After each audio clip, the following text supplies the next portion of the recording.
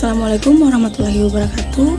Perkenalkan, nama saya Sela Friantir Ulang dengan NIM A0421006, Prodi Geografi, Fakultas Sains dan Ilmu Komputer. Baik, saya akan sedikit menjelaskan materi AIKA dari pertemuan 1 sampai pertemuan 4. Pertama, saya akan menjelaskan materi tentang menemukan Allah di dalam semesta dengan Al-Quran. Peran iman dan ilmu pengetahuan dalam diri manusia, yaitu pertama, iman menentukan arah yang dituju dan menyesuaikan dengan jati diri. Ilmu menentukan arah yang dituju dan penyesuaian dengan lingkungan. Makhluk berakal, linguistik atau verbal, logis atau matematis, kinestik atau jasmani, visual, spasial, musikal, dan interpersonal dan intrapersonal. Dalam terjemahan surah Al-Baqarah ayat 164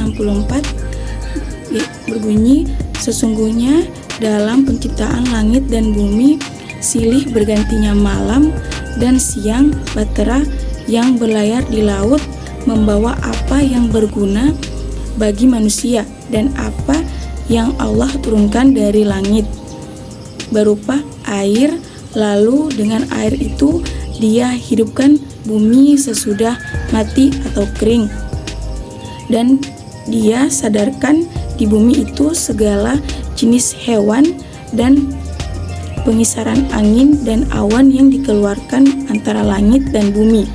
Sungguh atau terdapat tanda-tanda keesahan dan kebesaran Allah bagi kaum yang memikirkan. Sebagai contoh, yaitu 1 hektar tanah mengandung bakteri dengan kira-kira setara 2 ekor sapi. Hanya dalam 1 gram tanah yang sehat, jumlah organisme hidup lebih banyak dibandingkan jumlah seluruh populasi manusia di bumi ini. Organisme tanah memproses bahan organik di lapisan tanah atas sebesar 2.500 kg tanah atau setara dengan lapak sepak bola atau setara berat 25 buah mobil. Sekitar 90% organisme yang ada di bumi hidup atau menghabiskan sebagian siklus hidupnya di dalam tanah. Namun, baru sekitar 1% saja yang manusia ketahui. Tanah sanggup menghilangkan materi yang tidak sanggup dihilangkan oleh bahan kimia. Berikut bunyi surah Az-Zariyat ayat 20 sampai ayat 21. Bismillahirrahmanirrahim.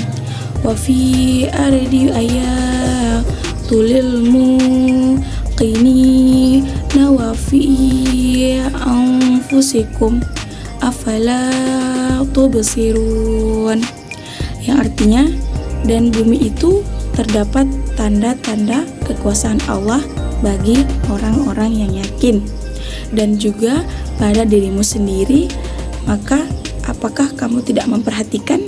Berikut materi kedua, yaitu membahas tentang kehadiran Allah melalui fenomena air, laut dan sungai, binatang dan tumbuhan. Berikut bunyi surah Al-Baniyah ayat 30. A'udzubillahi minasyaitonirrajim. Bismillahirrahmanirrahim. Awalam yaral ladzina kafaru annas samawati wal ardi kanata ratqan fafataknahuma waja'alna minal ma'i kulla syai'in hayy afala yu'minun, yang artinya, dan apakah orang-orang yang kafir tidak mengetahui bahwasannya langit dan bumi itu keduanya dahulu adalah suatu yang padu. Kemudian kami pisahkan antara keduanya, dan diri air kami jadikan segala sesuatu yang hidup. Maka mengapakah mereka tidak juga beriman? Berikut Allah berikan karunia air dengan sifat-sifat yang khas yang sudah dijelaskan dalam surah Al-Mulk ayat 30 dan surah Al-Waqiah ayat 70. Dengan ayat A'udzubillahi minasyaitonirrajim, bismillahirrahmanirrahim. Qul ara'aytum in asbaha ma'kukum awran faman ya'tikum bima'in ma'in law nasya'u ja'alnahu ujajan falawla tashkurun. Yang artinya, katakanlah atau terangkanlah kepadaku jika sumber air kamu menjadi kering, maka siapakah yang akan mendatangkan air yang mengalir bagimu? Kecuali kami kehendaki, niscaya kami jadikan dia asin, maka mengapakah kamu tidak bersyukur? Dalam kisah Harun ar-Rasyid, penguasa dinasti Abbasiyah abad 766 sampai 809 Masehi, dan seorang ulama Abu Samad. Ketika Harun ar-Rasyid meminta segelas air untuk diminumnya, ulama itu bertanya, seandainya engkau sangat kehausan dan tidak memperoleh air ini kecuali dengan membayar harganya, berapakah harga yang tersedia Anda untuk keluarkan untuk memperolehnya? Harun menjawab, setengah dari yang kumiliki. Setelah sang penguasa minum, ulama tadi kembali bertanya, kini seandainya apa yang engkau minum tadi mendesak untuk keluar, tetapi tidak kuasa mengeluarkannya. Bunyi Quran surah Al-Furqan ayat 53. A'udzubillahi minasyaitonirrajim, bismillahirrahmanirrahim. Wa huwal ladzi marajal bahraini hadza adhbu waratu wa hadza mil'u huwa ja'ala bainahuma barzakha majra muhjura, yang artinya, dan dialah yang membiarkan dua laut yang mengalir atau berdampingan, yang ini tawar lagi segar dan yang lain asin lagi pahit, dan dia jadikan antara keduanya dinding dan batas yang menghalangi. Firman Allah dengan menggunakan hadza menegaskan bahwa kendati laut dan sungai dekat namun tidak tercampur dengan yang lain. Air sungai Amazon yang sangat mengalir deras ke laut Atlantik sampai batas 200 mil masih tetap tawar. Demikian juga mata air di Teluk Persia. Ikan-ikannya sangat khas dan masing-masing tidak dapat hidup kecuali di lokasinya.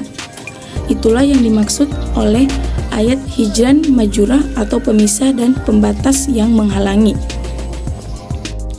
Katakanlah, sekiranya laut menjadi tinta untuk menulis kalimat-kalimat Tuhanku, sungguh habislah laut itu sebelum habis, atau ditulis di kalimat-kalimat Tuhanku meskipun kami datangkan tambahan sebanyak itu pula. Surah Al-Kahfi ayat 109. Berikut contohnya. Sapi minum sekitar 25-50 galon air. Rumput, jerami, dan jagung yang dimakannya dapat berunah menjadi 100 gelas susu murni.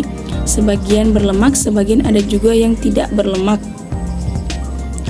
Susu berada di antara sisa makanan dan darah, karena binatang menyusui apabila telah mencernakan makanannya. Maka apa yang menjadi susu berada pada pertengahan antara sisa makanan dan darah. Yang menjadi darah berada pada bagian atas dan bagian bawah. Dengan kuasanya Allah memisahkan antara ketiga hal itu. Materi terakhir ada scientific, hakikat ilmu pengetahuan atau sains antara materialisme dan Islam. Ontologi, subjek atau realitas apa yang dianggap ada dan dapat dikaji atau diketahui. Ekologis, tujuan suatu ilmu pengetahuan untuk apa. Epistemologi, cara dan sumber ilmu pengetahuan, dengan apa atau bagaimana suatu ilmu pengetahuan diperoleh. 3 pilar inilah adalah yang menentukan karakteristik suatu sains yang membedakan suatu sains dengan yang lainnya. Berikut pilar bangunan sains. Ada aksiologi, epistemologi, dan ontologi. Ada aspek ontologi atau realitas sesuatu. Materialisme, realita hanya materi, ruang, dan waktu. Jika hanyalah sekumpulan materi, berpikir hanyalah proses material belaka, Tuhan hanya imajinasi manusia yang lemah dan tak berdaya. Malaikat dan setan adalah lompatan agen bagi yang tidak mampu menjelaskan aneka fenomena alam secara logis dan ilmiah. Dan Islam bertumpu pada rukun iman ada dalam keabadian masa lalu tanpa awal penciptaan, berarti meniadakan sang pencipta. Materi tidak dapat dihancurkan, berarti penolakan hari kiamat. Materi tidak dapat diciptakan dan tidak dapat dimusnahkan dalam keadaan biasa. Pengakuan terhadap objek goib. Aspek aksiologi atau tujuan sains bangunan. Materialismenya membuang transendensi sains, menyingkirkan tujuan akhir sains. Ilmuwan hanya takjub kepada dirinya sendiri. Nihilisme dan kehampaan spiritual dan kekosongan rohania. Islamnya sains dibangun untuk kemaslahatan umat manusia dan untuk mengenal sekaligus mengagumi sang pencipta. Aspek epistemologi atau cara sains dibangun.